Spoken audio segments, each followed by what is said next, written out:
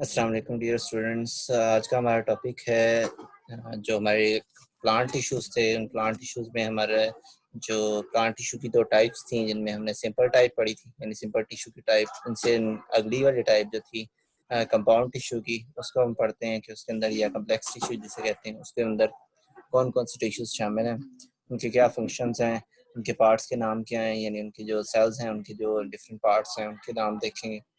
ठीक है, तो कंपाउंड टिश्यू के अंदर लिखा हुआ है कि प्लांट टिश्यू, यानी प्लांट का tissue composed of more than one type of cell. पीछे वाले जो सिंपल टाइप के टिश्यू थे उसमें एक ही तरह के सेल्स थे, लेकिन यहाँ पर more than one type of cell है, यानी एक से ज्यादा टाइप के सेल्स हैं, इसलिए इन्हें हम कंपाउंड या कम्प्लेक्स टिश्यू कहते हैं। ठीक है, कंपाउंड या कम्प्लेक्स टिश्यू क्यों कहते हैं? क्योंकि इसके अंदर more than one type of cell है। आगे xylem and phloem tissue. Xylem और फ्लोएम टिश्यू, इसकी दो टाइप्स हैं।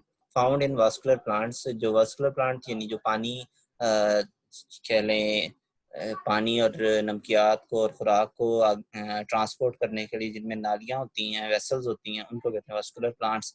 जैसे कि गुलाब का पौधा, उसके अलावा सूरजमुखी का पौधा, शीशम, उसके अलावा ये चलगोजे का, टाली का, उसके अलावा डिफरेंट पौधे हैं जो तकरीबन 10,000 से ऊपर वैरायटीज़ हैं वास्कुलर प्लांट्स की। तो are example of compound tissue, ये एग्जांपल हैं कंपाउंड टिश्यू की, जाइलम और फ्लोएम। तो सबसे पहले जाइलम को देख लेते हैं। तो जाइलम टिश्यू क्या है? लिखा है कि xylem tissue is responsible for the transport of water and dissolve substance from root to the aerial part.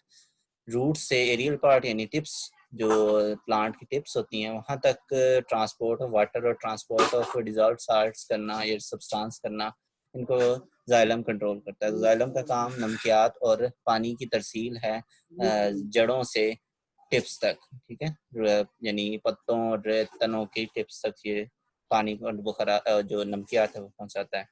Due to the presence of lignin, इसके अंदर लिग्निन मौजूद होती है। This can be wall of its cell are thick and rigid. क्योंकि इनमें lignin भरी होती है, तो लिग्निन की वजह से इनकी जो सेकेंडरी सेल वॉल है वो क्या होती है? थिक और रिजिड होती है। ठीक है, तो थिक यानी बहुत ज़्यादा मोटी और रिजिड यानी बहुत ज़्यादा सख्त होती है। तो दैट इज़ वाई, इसी वजह से xylem tissue also provide support to the plant body. Xylem के लिए टिश्यू हैं वो प्लांट बॉडी को सपोर्ट भी फराहम करते हैं। ठीक है, two types of cells are found in xylem tissue. Xylem tissue में दो तरह के सेल होते हैं, उनके नाम हैं वेसल एलिमेंट एंड ट्रकीड्स। जैसा कि नीचे डायग्राम दिखाया गया है, अगर मैं डायग्राम आपके सामने रखूं तो ये देखें, ये जो आपको डायग्राम में नजर आ रहा है ये आपके वेसल है, ये वेसल एलिमेंट के नाम लिखा हुआ है ये। ठीक है, तो ये वेसल एलिमेंट्स जो हैं, ये यहाँ पर वेसल एलिमेंट्स हैं, ये वेसल की शेप में, और ट्रकीड्स इनके साथ ये आप देख रहे हैं, ये यहाँ पर मौजूद हैं, ये बारीक बारीक लंबे लंबे से। ठीक है, इनका नाम क्या रखा हुआ है? ट्रकीड्स। और ये ट्रकीड्स साथ दिखाए भी हुए हैं, ये देखिए, ये इस तरीके से लंबे लंबे ये आई सी शेप के जो सेल्स हैं ये कहलाते हैं ट्रकीड्स। ये लंबे लंबे जो सेल्स हैं गोल वेसल्स की फॉर्म में, ये कहलाते हैं वेसल एलिमेंट। तो ट्रकीड प्लस वेसल एलिमेंट मिलकर जाइलम के जो टिश्यू है वो बनाते हैं। तो वेसल एलिमेंट का काम क्या होता है कि ये जो सेल्स हैं have thick secondary cell wall. इनकी सेल वॉल वेसल एलिमेंट्स की क्या होती है? थिक होती है, यानी बहुत ज्यादा मोटी होती है। They lack end walls and join together to form long tubes. इनकी जो एंड वाली वॉल्स होती हैं ये बहुत कह लें कम होती हैं, यानी बहुत थोड़ी होती हैं। इसी वजह से इनके आगे नेक्स्ट सेल ज्वाइन होता है, तो ये ट्यूब की फॉर्म में होते हैं, इसलिए हमें इसे लॉन्ग ट्यूब्स भी कहते हैं कई बार। और ट्रिकीड्स जो हैं सिलेंडर सेल्स होते हैं, सिलेंडर शेप सेल होते हैं, और ओवरलैपिंग एंड होते हैं। यानी ये देखिए सिलेंडर शेप सेल है जिसके एंड के ऊपर दूसरा सेल आ रहा है, फिर उसके आगे तीसरा सेल आएगा, फिर चौथा। इस तरीके से ओवरलैपिंग एंड्स हैं, एक दूसरे के ऊपर ओवरलैप, एक दूसरे के ऊपर कह लें वो ओवरलैप कर रहे हैं। एक सेल जैसे ही खत्म होता है दूसरा सेल वहां से स्टार्ट होता है, तो ये ओवरलैपिंग है जो इन ट्रकीड्स के अंदर होती है। साथ ही यहाँ पर फ्लोएम का भी दिखाया है। फ्लोएम के अंदर वैसे अब आगे पढ़ेंगे, फ्लोएम के दो पार्ट्स होते हैं, कंपेनियन और एक सीव सेल्स।